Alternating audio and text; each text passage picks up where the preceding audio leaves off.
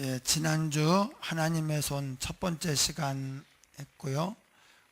창조의 손이었습니다. 하나님께서 우리를 원래 지으셨고 모든 만물을 또 우리에게 지어 주셨습니다.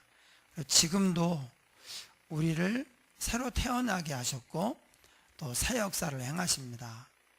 그래서 하나님이 옛날에 창조하고 이제는 네가 알아서 커라 그것이 아니라 지금도 우리를 위하여 새 창조의 역사를 계속하고 계십니다. 한번 따라합니다. 우리는 하나님의 손길이 필요합니다. 예, 하나님의 손길, 창조의 손길이 필요합니다.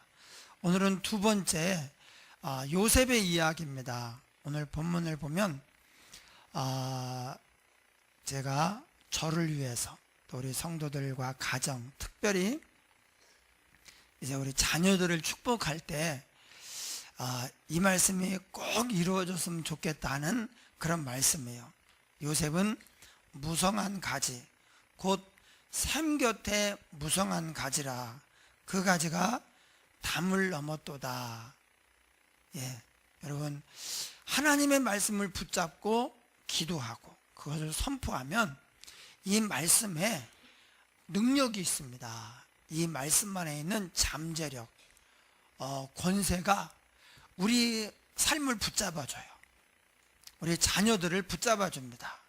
그래서 여러분 자녀를 축복할 때 요셉은 무성한 가지, 아니면 여러분 자녀 이름을 부르면서 대입해가지고 곧 샘 곁에 무성한 가지라.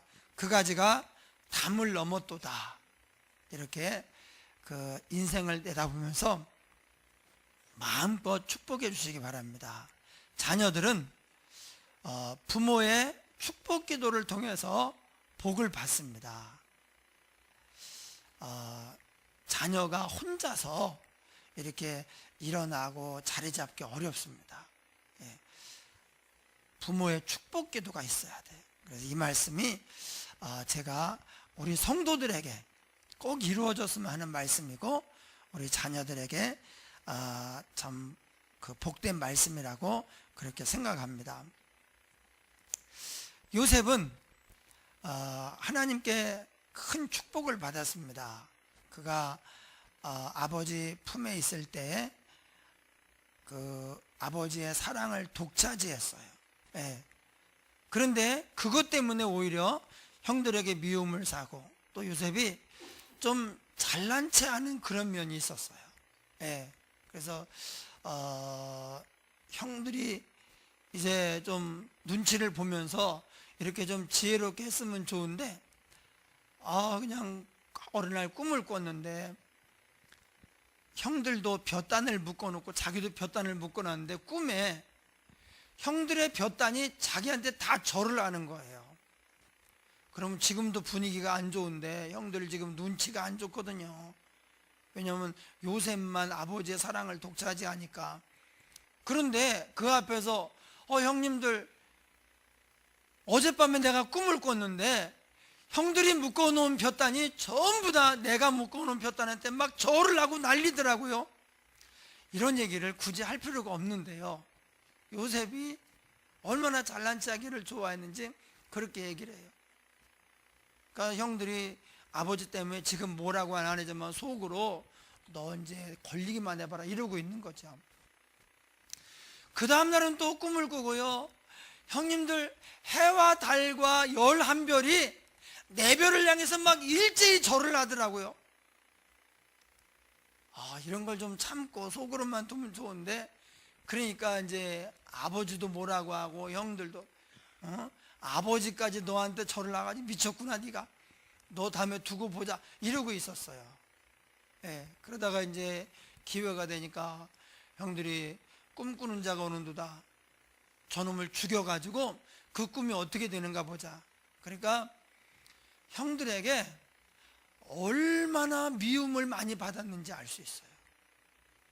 여러분 10명의 형들이 이 어린 동생을 죽이고 싶겠습니까? 웬만하면. 근데 죽여서 그 꿈이 어떻게 되는가 보자. 예. 그래서 죽이려고 했는데 이제 그렇게 되진 않았고 애굽으로 가는 이스마엘 대상에게 팔아먹었죠. 그리고 이제 보디발 장군의 집에 노예로 팔려가고 또 거기서 또 문제가 생겨가지고 감옥에 들어가고 감옥에서도 이제 뭐 세월을 보내다가 결국은 이제 하나님의 도우심으로 국무총리가 되는 데까지 이르게 되었습니다. 그래서 요셉이 작은 나무였어요. 작은 가지였는데 무성한 가지가 되어서 담을 넘어서 그 영향력을 확대하고 지경이 넓어졌던 거예요. 여러분, 서양과 동양의 차이가 많이 있지만 그 중에 큰 것 하나가 뭐냐, 서양의 사고방식은 굉장히 적극적이에요. 진취적입니다. 그래서 자꾸 갑니다. 나가요. 자꾸 밖으로 나가고 바다를 건너서 가고 그냥 달나라로 가고 우주로 가고 이렇게 합니다. 동양은 뭐냐, 안 가요. 예. 그리고 뭐 토끼가 살고 있겠지. 예. 감자를 깎거나 뭐 사과를 깎아도 우리는 이렇게 깎아요. 이렇게 안쪽으로. 여러분 이제부터 좀 밖으로 깎으세요. 예. 사과를 깎아도 이렇게 깎아야 돼요. 예. 감자를 이렇게 깎아야 돼요. 그러다가 이제 습관이 안 돼서 벨 수도 있는데 조심하시고요. 예. 이게 이 마인드 자체가 자꾸 담을 넘어서 가는 마인드하고 자꾸 여기서 우리끼리 그냥 완벽하게 완전하게 우리만 잘 살자 이런 의식이 있어요. 그래서 어느 게 더 뭐 낫다 나쁘다 그런 건 아니지만 우리가 자꾸 좀 진취적으로 세계를 향해서 나아가려는 그런 마음을 가져야 돼요. 이번에 우리 교회가 처음으로 이제 전 교인 그 단기 선교를 이렇게 가게 됐는데, 예, 한 2명 정도가 또 더 갈 것 같아요. 참 너무 감사해요. 우리가 복음을 들고 정말 예수님을 모르는 사람들에게 나아가서 복음도 전하고 그들에게 밥도 해주고 선물도 주면서 또 그들을 이제 운동회를 하면서 즐겁게 아주 기쁘게 같이 노는 거예요. 그래서 그 목사님이 그렇더라고. 우리가 가면은 마치 한류 스타가 온 것 거의 그 정도로 그렇게 환영을 한대. 그렇게 좋아하고, 사실 제가 송중기는 아닌데 송중기가 온 것 모양 그 정도로 좋아한대요. 예, 그럴 거 아무리 생각해봐도 그럴 것 같지는 않은데 그렇다는 거예요. 그리고 그냥 우리나라 우리 또 청년 너무 이쁘고 잘생겼잖아요. 예, 여기서 우리가 맨날 보니까 그렇죠.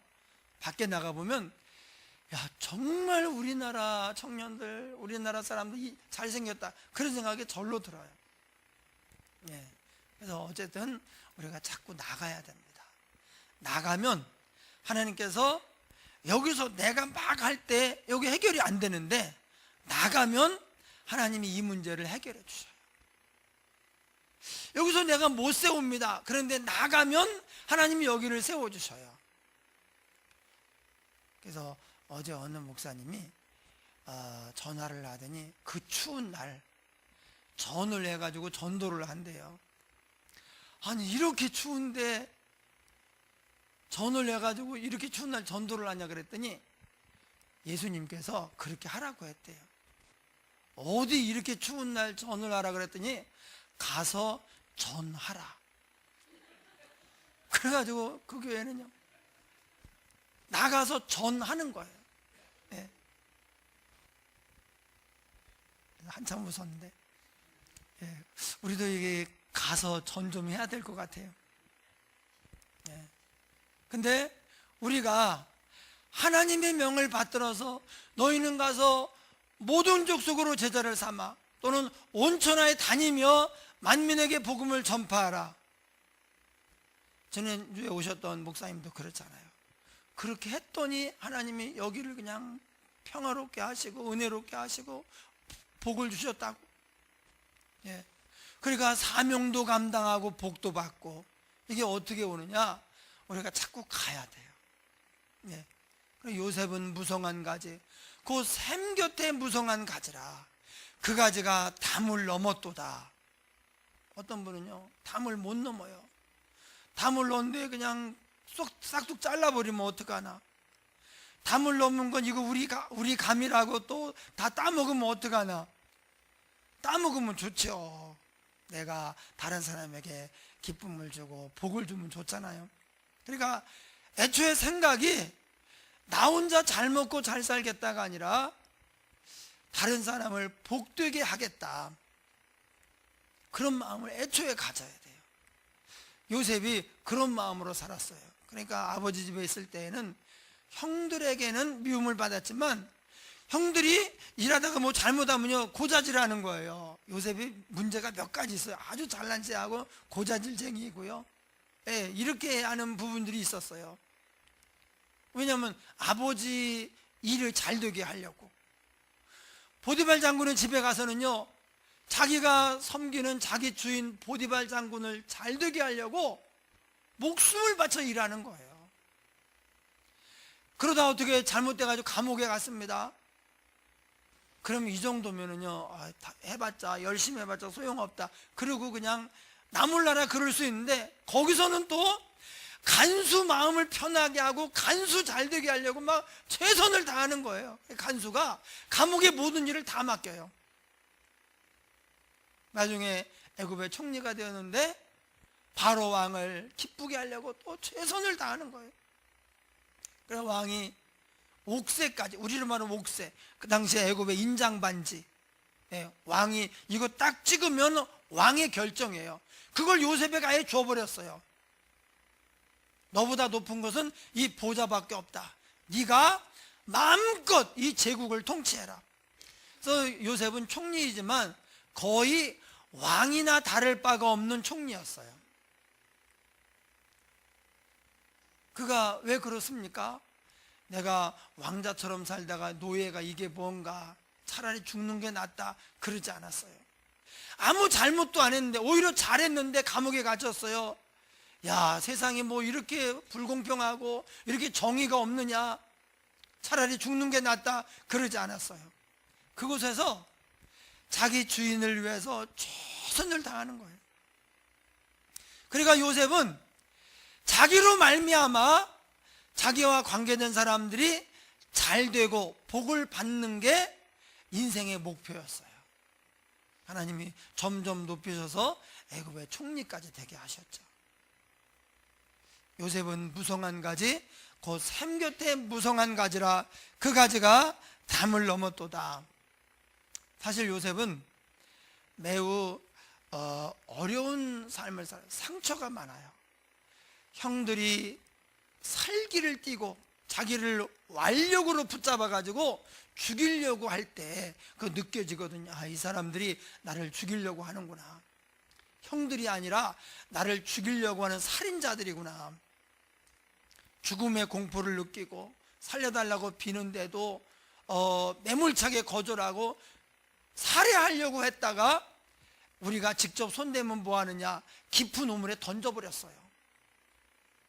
예, 여기서 굶어 죽으라고. 여러분, 그 당시에 인적이 없고 우물은 깊고 거기서 어떻게 살아납니까?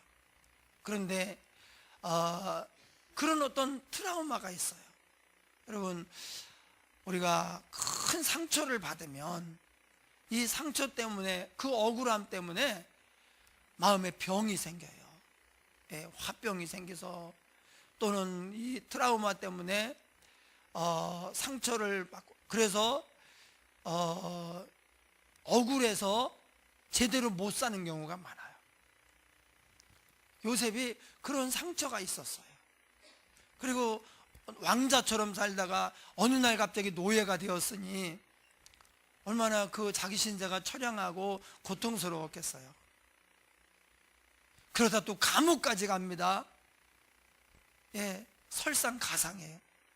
그런데 그런 상황 속에서 어떻게 요셉이 그 모든 어려움을 다 이기고 하나님의 주신 꿈이 이루어지고 하나님의 영광을 널리 나타내는 이 좋은 총리가 되었느냐? 바로 그 다음 말씀이에요.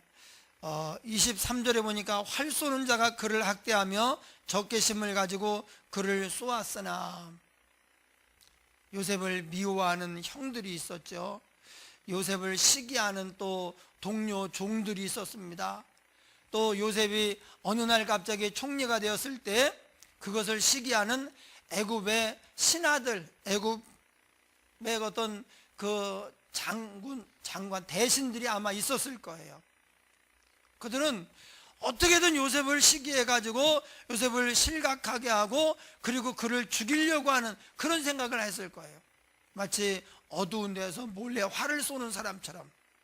그런데 그 모든 대적들, 그 모든 험난한 과정, 어려움 속에서 요셉이 거꾸러지지 않고, 무너지지 않고 살아남았습니다. 그래서 하나님의 영광을 널리 드러냈어요. 어떻게 그랬느냐?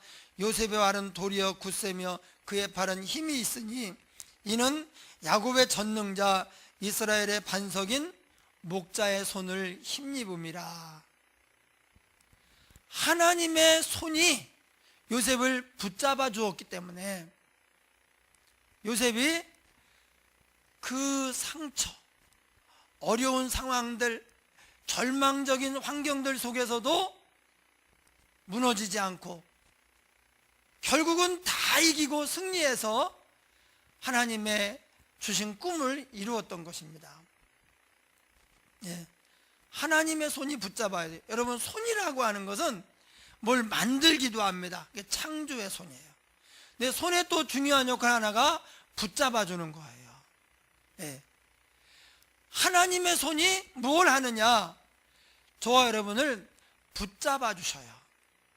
사실 하나님의 손이 우리를 붙잡아 주지 않으면 우리는 이렇게 건재할 수가 없습니다. 든든히 설 수가 없습니다. 우리 김혜련 집사님이 이제 연세가 많으시니까 막 어지럽고, 그래서 이제 교회 못 오시는 날은요, 일주일 내내 막 교회 가는 날만 생각하고 준비하고 이러는데, 아침에 준비하고 일어났는데 어지러워서 막 넘어지려고 하는 거예요. 그런 날은 이제 못 오신다고 해서 이렇게 이제 교회를 못 오시는 거예요. 그러면서 왜 그런지 모르겠다고. 내가 그냥 옛날에 부산 멋쟁이거든요. 아주 유명한 부산 멋쟁이, 부산에서 아주 날리던 그런. 근데 내가 옛날에 그랬는데 지금 내가 왜 그런지 모르겠다고. 저는 알아요. 나이가 들어서 그래요. 김정숙 집사님 신방을 갔더니 그 옆에 102세 된 할머니가 계시는데, 이분이 김정숙 집사님보다 훨씬 건강하셔요. 그분이 이제 나이가 들어가지고 99세 때까지 어디 아픈 데가 없었대요. 99세. 지금 3년 됐는데 이제 조금 어디가 아프고, 그러면서 저한테 하시는 얘기가 왜 그런지 모르겠대. 나이 드신 분들이 그걸 모르시더라고. 저는 알아요. 나이가 들어서 그래요. 여러분, 나이 들면 전체적으로 좀 망가져. 그게 좀 조금 이제 그분처럼 워낙 건강해서, 그분이 이제 얘기하면서 102세인데 뭐 동료 친구들에서 아직 친구가 있냐 그랬더니 사실 친구는 없대요. 동료, 같이 직장 생활하던 사람들 막 이런 분들이 있는데, 그런 분들 다 갖고 이제, 그래서 몇몇 동료 친구 있는데 3년 전부터 이래가지고 만나러 가지도 못하고 99세까지 그냥 놀러 다닌 거예요, 이분이. 그런데 나이가 들면 다 약해지게 돼 있어요. 어느 한 군데가 아니라 여러 군데가 막 관절이니 뭐 속에 눈 뭐 해가지고 여러 군데가 한꺼번에 약해지게 돼 있어요. 문제가 생겨요. 그래서 그럴 때 여러분, 나는 왜 이런가 그러지 마시고, 이게 어느 다 좋은데 하나만 망가져가지고 못 살고 가는 것보다는 그냥 골고루 잘 사용을 한 거예요. 그래가지고 막 어디 안 아픈 데가 한 군데도 없네. 그래 다 망가져가지고 주님이 이제 다 망가졌으니 미련 갖지 말고 올라와라 그러면 네 주님 그러고 가면 되는 거예요. 예. 내가 그렇게 멋쟁이고 막 빼닫고도 신고 이렇게 부산 시내를 활보하던 김혜련 집사님인데 지금은 자기 몸도 어떤 때는 못 가눌 정도로 몸이 중심이 안 잡혀, 균형이 잘 안 잡히는 거예요. 옛날에 안 그런 내가 왜 이러지?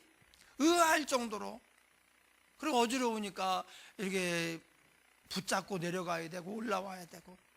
여러분 그럴 때 누군가가 팔을 잡아주잖아요. 손을 잡아주면요 끄떡 없습니다. 우리도 몸은 이렇게 지금 건강하고 든든한지 몰라요. 누가 밀어도 우리가 잘 안 넘어지죠. 그래도 중심 잡죠. 그런데 언젠가는 그럴 날이 옵니다. 아니 사실은 영적으로는 우리가 그렇게 우리가 흔들리는 사람이에요. 수시로 흔들리고 넘어지고. 예. 그런데 우리가 지금 이렇게 건재해서 하나님을 섬기며 신앙생활 할 수 있는 이유가 뭐냐? 바로 요셉처럼 하나님의 손이 우리를 붙잡고 계시기 때문입니다. 여러분 손이라고 하는 건 참 특이합니다. 우리가 누군가가 어떤 어려움을 겪고 마음에 상처가 있고 힘들 때 손을 잡아주면서 힘내라고, 뭐 다 그냥 이것도 지나가는 거야, 인생이 뭐 다 그렇지, 뭐 나도 수도 없이 그랬어, 이렇게 하면서 힘내라고 손을 꼭 잡아주면서 얘기할 때 이 손을 잡아주면 뭔가 교감이 생기고요, 그 사랑이 느껴져요. 그래서 위로가 됩니다. 힘이 납니다. 예. 제 친구 목사님 한 분이 제가 그거를 몰랐는데 목회를 이제 잘 하다가 갑자기 막 이렇게 지친 거예요. 예. 번아웃 돼가지고 그냥 다 그만두고 싶고 그냥 도망가고 싶고 도저히 할 수가 없더래요. 그래서 사모님이 당신 어디 가서 한 달만 좀 쉬다 오라고 그래가지고 치앙마이에 가가지고 태국 북부 치앙마이에 가서 한 달간 아무것도 안 하고 그냥 멍하니 있다 왔대요. 그랬더니 이제 좀 낫더라는 거예요. 막 너무 괴로워서. 그러니까 오죽하면 사모님이 당신 이러다 죽겠다, 이러다 큰일 나겠다, 가서 한 달만 좀 쉬고 와라 이래가지고요 갔다 왔는데, 제가 이 친구 목사님이 그렇다는 걸 몰랐어요. 그렇게 힘들어한다는 걸 모르고 세상에 치앙마이에 갔다는 것도 몰랐어요. 얘기를 안 하고 가니까 뭐 그냥 잘 지내겠지 이렇게 생각을 했는데, 어제 만나서 얘기를 하는데 참 마음이 참 미안하더라고. 네. 그래서 그렇지 않으면 좀 이렇게 힘들면, 나도 그렇게 힘든 때가 있었잖아요.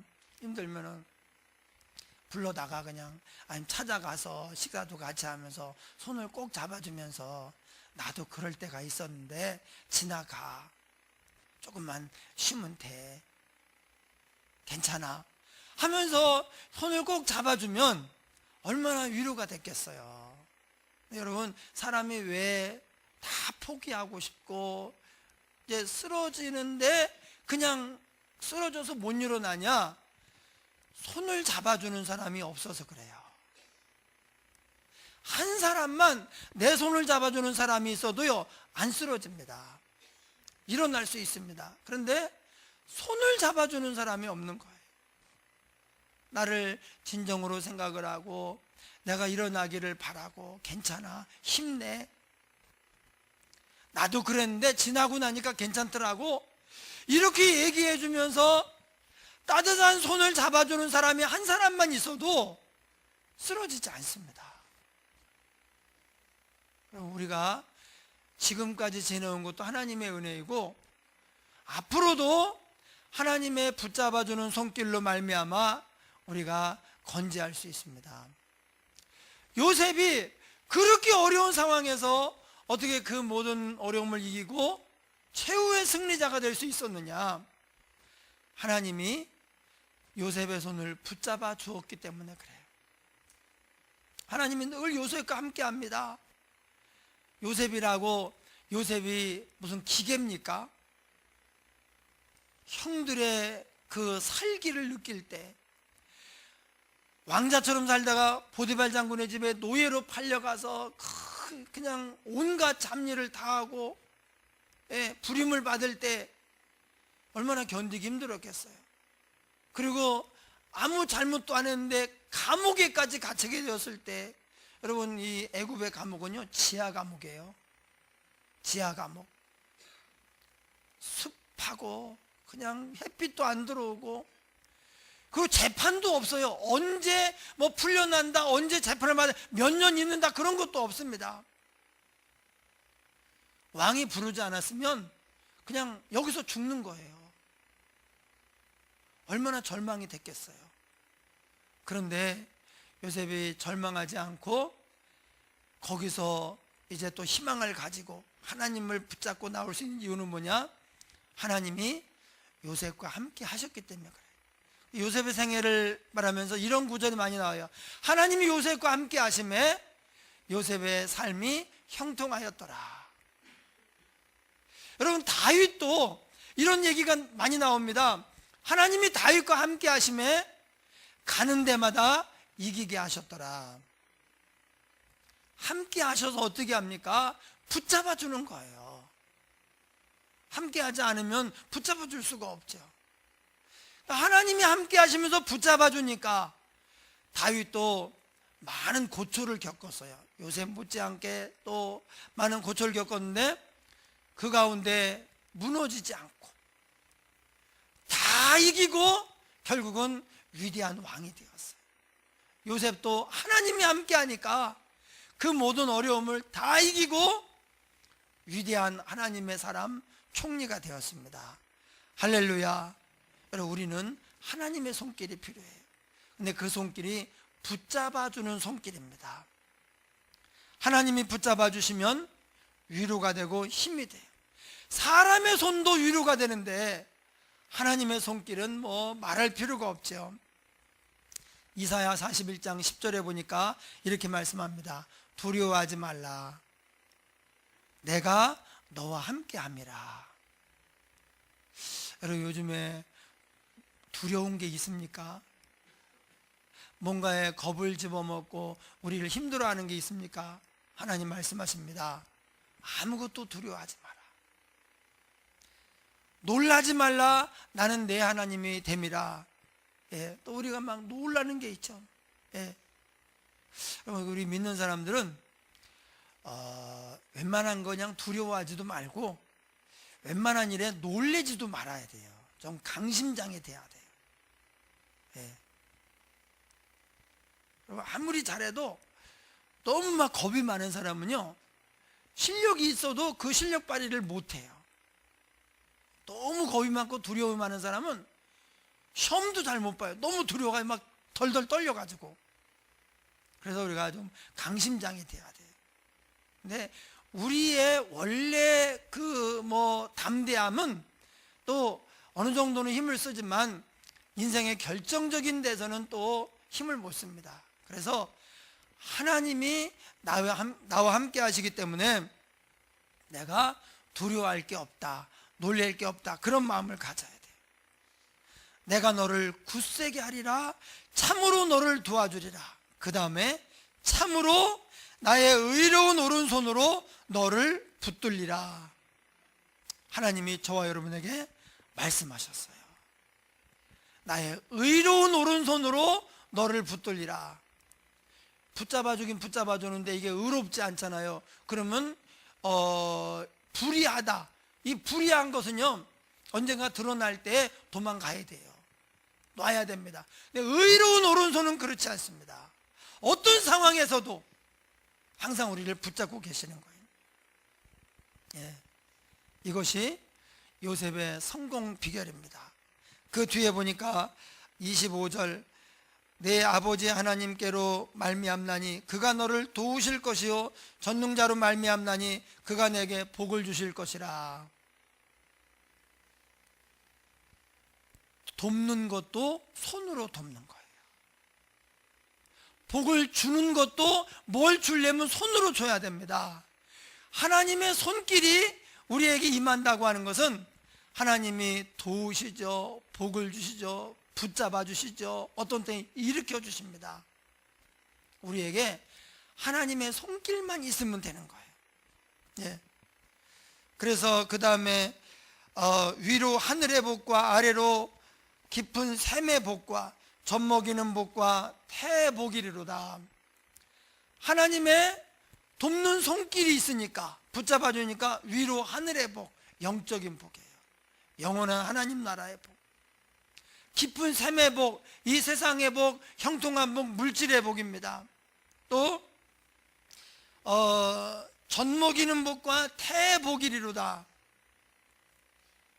하나님이 태의 문을 여시고 또 태어난 아이가 잘 자라야 되잖아요. 자녀의 복, 다음 세대의 복이에요. 그러니까 영적인 복, 또 육적인 복, 물질의 복, 세상의 복, 그리고 자녀의 복까지 하나님이 다 주시는 거예요. 어떻게? 하나님의 그 손길로 우리를 붙드실 때. 그래서 나중에 이게 요셉이 받은 축복이잖아요. 나중에 어떻게 됩니까? 요셉의 두 아들이 에브라임과 므낫세입니다.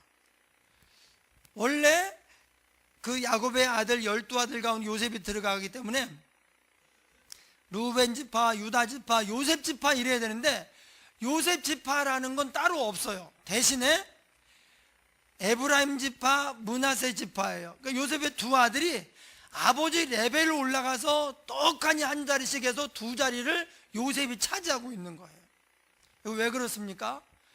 요셉이 장자의 복을 받았어요. 여기 이렇게 받아요. 자녀의 복을 받겠다고 했잖아요. 그래서 다른 사람은, 다른 형제들은 하나예요. 다 하나입니다. 근데 요셉만 두목입니다. 그러면 요셉의 지파가 다른 지파보다 조금 약한가? 그렇지 않아요. 항상 12지파 가운데 유다 지파가 항상 압도적으로 최고예요. 인구나 뭐 여러 가지 면에서 압도적으로 최고예요. 유다 지파는 다윗 지파이고 예수님이 유다 지파를 통해서 오셨어요. 그런데 이 유다 지파와 쌍벽을 이루는 한 지파가 꼭 있어요. 이 두 지파가 양대 산맥. 그 지파가 바로 요셉의 아들 에브라임 지파예요. 이게 한 세대 늦게 출발한 거잖아요. 왜냐하면 이게 아들이 일로 올라왔으니까. 그런데 하나님이 에브라임 지파를 복 주셔서, 요셉을 복 주셔서 이렇게 번성하게 하시는 거예요. 에브라임 지파에서는 여호수아가 나왔어요. 그리고 므낫세 지파가 있는데 이 지파가 이렇게 되어 있어요. 두 지파가 이게 상, 두 지파가 이제 상이고 중이 있어요. 그리고 하가 있어요. 그래서 중이 한 나머지 한 대여섯 개 되고 그 다음에 이제 하예요. 그런데 므낫세 지파는요 하가 아니에요. 중에 속해요.